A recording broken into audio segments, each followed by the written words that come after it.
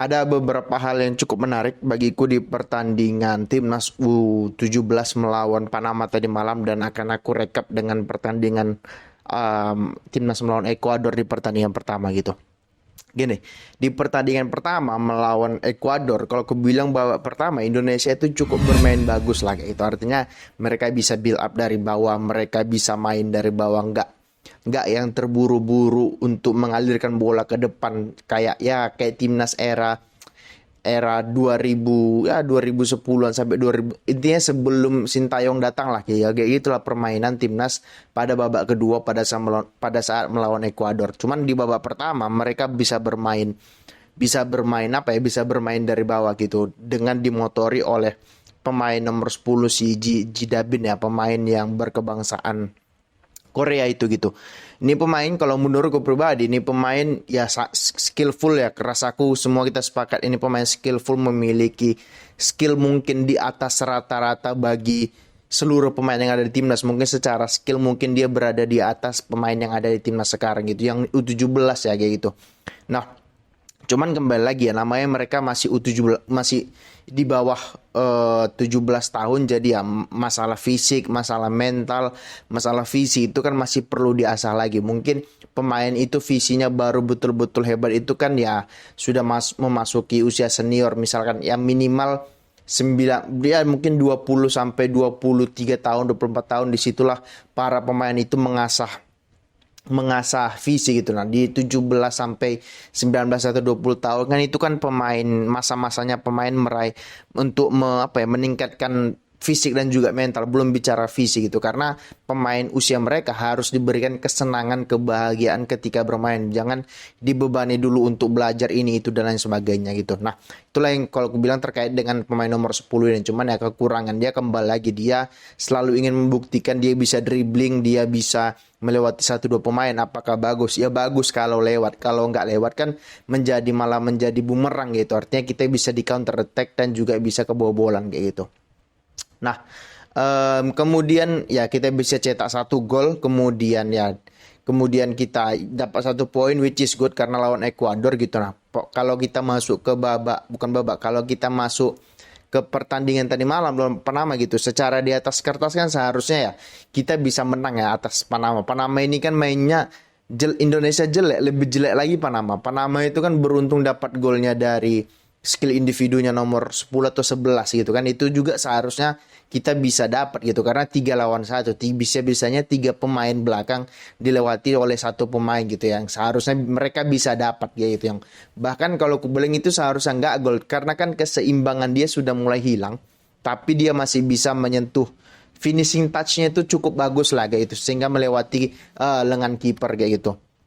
Nah, kemudian di laga Panama juga tadi malam kelihatan ya, menurutku inilah permainan asli dari timnas U17 sebenarnya. Mereka bermain banyak long ball, mereka banyak bermain dribbling tanpa harus melakukan kombinasi. Mungkin ada kombinasi ya 1, 2, 3 kali lagi itu di babak pertama atau babak kedua gitu. Tapi selainnya mereka banyak long ball, mereka banyak dribbling, mereka banyak ya kembali lagi usia 17 ingin membuktikan bahwasanya mereka bisa bisa bisa kilik-kilik pemain gitu. Mereka bisa dribbling kiri kanan, mereka bisa apalagi mereka mau show, intinya mau show off lah, mau pamer bahwasanya mereka bisa kayak gitu.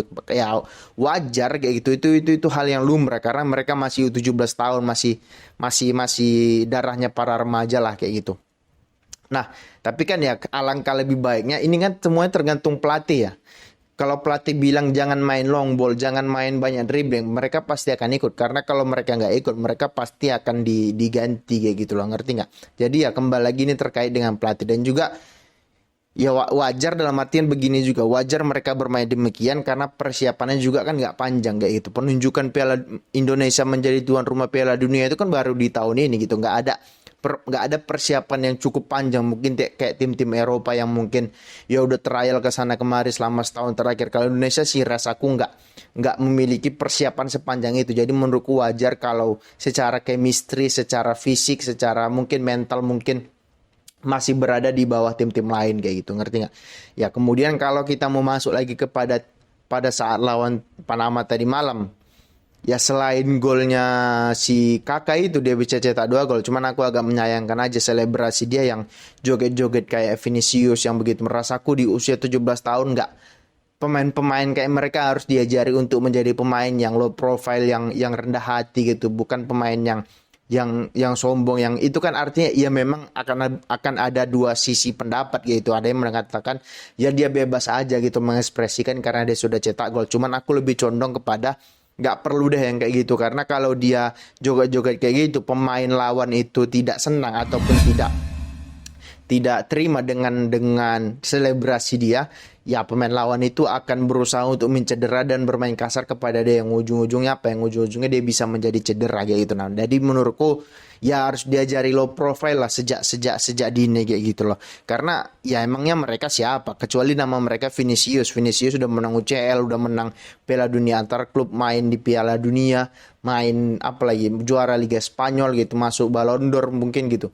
Jadi ya kasarnya mereka layak, walaupun sebenarnya nggak seharusnya Vinicius melakukan itu. Cuman ya ini level kita masih Indonesia loh, masih Asia Tenggara. Bahkan di Asia timnas senior kita setelah berpuluh tahun baru kita masuk Piala Asia lagi gitu. Itu kan agak cukup bertolak belakang dengan prestasi dan dengan apa yang ditunjukkan oleh pemain kita. Seharusnya ya apalagi kita, budaya kita ketimuran ya, budaya yang mengandalkan sopan santun, budaya yang mengandalkan apalagi respect gitu, yang mengandalkan hormat kepada orang kayak gitu. Jadi menurutku agak disayangkan dengan si Kakak itu berselebrasi seperti itu gitu loh. Mungkin aku lebih condong kepada pendapat tersebut, tapi aku juga nggak menyalahkan kalau ada yang bilang ya biasa aja karena dia itu selebrasi dia, yang mau ngomong gua aja nggak masalah kayak gitu.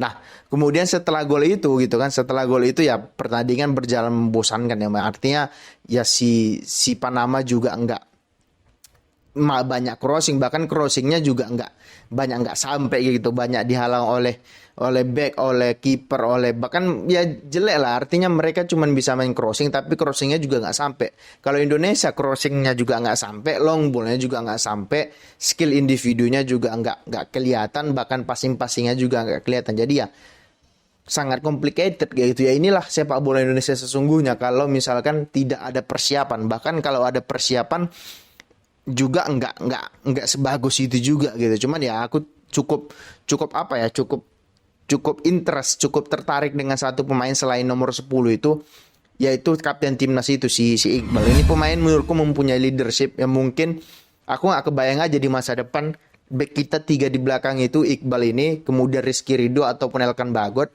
kemudian di gelandang serang kita punya Marcelino dan juga Jidabin. Asalkan Jidabin dan juga Jidabin, Marcelino dan juga Iqbal ini bisa menjaga attitude, bisa menjaga fisik mereka, bisa menjaga performa mereka, rasaku akan menjadi squad timnas dream team kita lah, akan menjadi dream team Indonesianya walaupun level Asia atau Asia Tenggara. Setidaknya nama Indonesia itu dikenal sebagai negara yang menggilai sepak bola dan sepak bolanya itu dikenal dunia, kan at least seperti itu kayak gitu. Jadi menurutku ya pandai-pandai mereka menjaga sikap. Kalau kembali lagi kepada si kapten ini, aku sangat respect kepada dia. Nggak banyak cerita, nggak banyak gaya, mainnya lugas, mainnya ya sebagai ya mungkin karena memang dia diberikan tugas sebagai seorang kapten, jadi maka dia tidak banyak cerita. Jadi dia yang nggak kayak Bruno lah. Kalau Bruno Fernandes kan itu kelihatan bahwasanya banyak ngomel kiri kanan. Kalau dia nggak banyak ngomel, cukup perintah naik turun, kemudian memberikan instruksinya jelas. Mungkin karena dia memang orang timur, suaranya jadi kuat kayak gitu. Jadi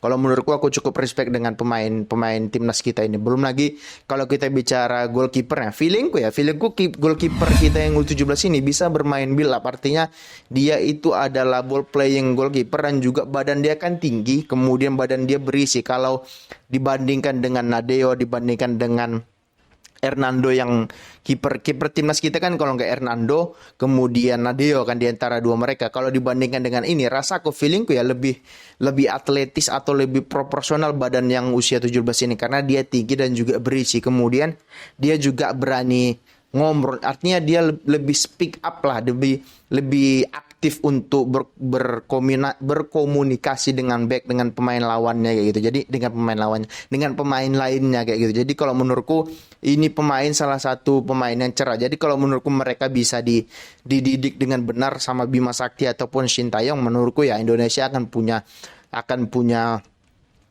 dream team yang akan kita lihat di masa yang akan datang gitu. Nah, kalau kembali lagi ke Piala Dunianya, kemudian ya Piala Dunia kali ini kan ada peringkat tiga terbaik ya. Semoga Indonesia kalaupun nggak bisa menang lawan Maroko ya, semoga imbang.